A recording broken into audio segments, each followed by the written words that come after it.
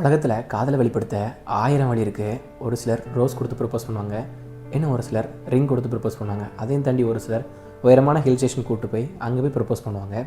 ஆனால் 1454 அடி உயரத்தில் மரணம் ஒரு அடி தூரத்தில் காத்திருக்க உலகத்தின் மிக பிரம்மாண்டமான கட்டிடத்தின் உச்சியில் நின்று ஒரு காதலை உலகமே பார்க்கும்படி அறிவிச்சு ஜோடி எங்கேயா கேள்விப்பட்டிருக்கீங்களா? அந்த ஒரு நிமிஷம் நியூயார்க் நகரத்தையே பதற வச்சது. இன்றைக்கி உலகம் முழுக்க பேசிக்கிட்டு இருக்க ஏஞ்சலா இவான் இந்த காதல் ஜோடியோட நம்ப முடியாத உண்மை கதையை பற்றி தான் பார்க்க போகிறோம். இது காதல் கதை மட்டுமல்ல, உயரத்தை வென்ற இரு இதயங்களின் கதை. நீங்கள் பார்த்துட்டு இருக்கிறது யூனிவர்ஸ் 1111. இப்போ தான் நம்ம சேனலுக்கு ஃபஸ்ட் டைம் வரீங்கன்னா மறக்காமல் சப்ஸ்கிரைப் பண்ணி பெல் ஐக்கனை கிளிக் பண்ணிடுங்க. நான் உலகத்தில் நடக்கக்கூடிய நியூஸ் எதாக இருந்தாலுமே எல்லாத்தையுமே இன்ட்ரெஸ்டிங் ஸ்டோரி, மிஸ்ட்ரி ஸ்டோரி எல்லாத்தையுமே எடுத்து நான் வீடியோ போடுவேன். இதை பற்றி நீங்கள் தெரிஞ்சுக்கணும், பார்க்கணும் அப்படின்னு நினச்சிங்கன்னா நம்ம சேனலை சப்ஸ்கிரைப் பண்ணி பெல் ஐக்கனை மட்டும் கிளிக் பண்ணி வச்சிருங்க. ரஷ்யாவில் ஒரு குழந்தை பிறக்குது. அந்த குழந்தையோட பேர் ஏஞ்சலா.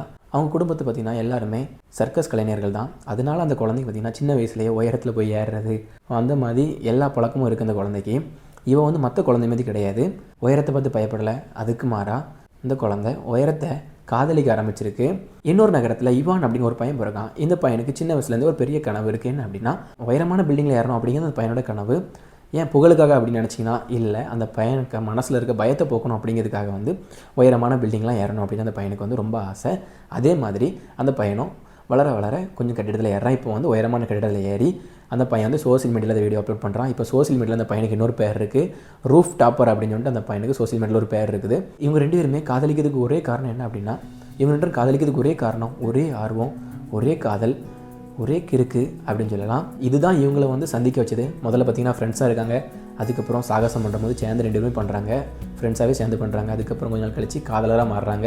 இவங்களோட காதல் பார்த்திங்கன்னா ஒவ்வொரு பயணமாக இருக்கட்டும், ஒவ்வொரு கட்டிடமாக இருக்கட்டும், அதில் ஏறும்போது சரி இவங்களோட காதல் வந்து ரொம்பவே ஸ்ட்ராங்காக இருக்குது. சீனா, துபாய், மலேசியா, ஹாங்காங் எந்த நாட்டுக்கு போனாலும் இவங்க ஃபஸ்ட்டு அந்த ஊரில் இருக்க இடத்த சுற்றி பார்க்க மாட்டாங்க. இந்த ஊரில் எந்த பில்டிங் வந்து ஹைட்டாக இருக்குது அப்படிங்கிறது தான் பார்ப்பாங்க. ஏன்னா அவங்க வந்து ஹைட்டான பில்டிங்கில் ஏறதுக்காக தான் அந்த ஊருக்கே போவாங்க. பாதுகாப்பு இல்லாமல் 1000 அடி உயரத்தில் இருக்கிற பில்டிங் மேலே ஏறுவாங்க. எந்த ஒரு பாதுகாப்பு இல்லாமல் ஏறுவாங்க. ஒரு அடி மிஸ் ஆச்சுன்னா கூட மரணம் தான். ஆனால் இவங்க நம்பினது எல்லாமே அவங்க ஒருத்தர் மேலே வச்சு நம்பிக்கை மட்டும்தான். அதனால தான் அவங்க வந்து இவ்வளோ சகசம் பண்ண முடிஞ்சுது.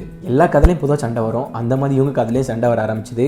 பொதுவாக சோசியல் மீடியாவில் இருக்காங்க. சோசியல் மீடியா இருக்கும்போது சில பிரச்சனைகள் வரலாம். அதுக்கப்புறம் பண இஷ்யூ வந்திருக்கு. அதுக்கப்புறம் கொரோனா இல்லை லாக்டவுன் இந்த மாதிரி பிரச்சனை வந்தவுடனே இவங்களுமே நிறைய டைம் வந்து பிரிஞ்சிடலாம் அப்படிங்கிற மைண்ட் செட்டில் இருந்திருக்காங்க. ஆனால் அவங்களால பிரிய முடியல. ஏன்னா அவங்க வச்சிருக்க ட்ரஸ்ட்டு தான் அவங்க வந்து பிரிய விடலை. ரெண்டு பேரையுமே மறுபடியும் ஒன்றா சேர்ந்துருக்காங்க.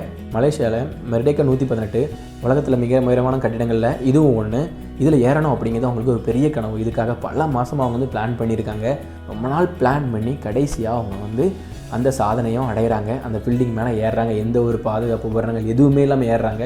ஆனால் அந்த ஒரு சாதனை தான் அவங்க வாழ்க்கையை மாற்றின்னு சொல்லலாம். அந்த சாதனைக்கு பிறகு ஸ்கைவாக்கர் லவ் ஸ்டோரி அப்படிங்கிற ஒரு படமே அவங்கள வச்சு எடுக்கப்பட்டது. அதுதான் அவங்க வாழ்க்கையை மாற்றின்னு சொல்கிறாங்க. இப்போது 2026 நியூயார்க்கில் எம்பயர் ஸ்டேட் பில்டிங்கில் மறுபடியும் ஒரு சாகசம் பண்ணியிருக்காங்க. இந்த ஒரு சாகசம் தான் இவங்கள வந்து உலகத்தில் இருக்க எல்லா மூளைக்குமே கொண்டு போய் சேர்த்துச்சு. எம்பயர் ஸ்டேட் பில்டிங் மேலே ஏறி அதில் வந்து அவங்க ஒரு பேனர் விரிச்சிருக்காங்க. அந்த பேனரில் என்ன எழுதியிருக்கு அப்படின்னா, when the power of love beats the love of power, the world knows peace. அதிகாரத்தின் மீது இருக்க ஆசையை விட அன்பின் ஆசை வெற்றி பெற்றால் உலகம் உண்மையான அமைதியை அடையும் அப்படின்னு எழுதியிருக்காங்க. எழுதிட்டு இவான் வந்து முட்டி போட்டு ஏஞ்சலாக்கு ப்ரொப்போஸ் பண்ணுறாரு. வில் யூ மேரி மீ அப்படின்னு ப்ரொப்போஸ் பண்ணுறாரு. ப்ரொப்போஸ் பண்ண உடனே அவங்க ஸ்மைல் பண்ணிட்டு எஸ் அப்படின்னு சொல்லியிருக்காங்க. அந்த ஒரு சில நிமிடத்திலேயே வந்து பார்த்திங்கன்னா அவங்க ரெண்டு பேருமே போலீஸ் வந்து கைது செஞ்சுருக்காங்க. ஹெலிகாப்டரில் வந்து போலீஸ் வந்து கைது செஞ்சுருக்காங்க. இன்றைக்கி இந்த ஒரு நியூஸ் தான் உலகம் முழுக்க ட்ரெண்ட் ஆகிட்டு இருக்குது. அந்த வீடியோ பார்த்திங்கன்னா ஃபுல்லாக ட்ரெண்ட் ஆகிட்டு இருக்குது. இன்ஸ்டா திறந்தால் அதுதான் வருது.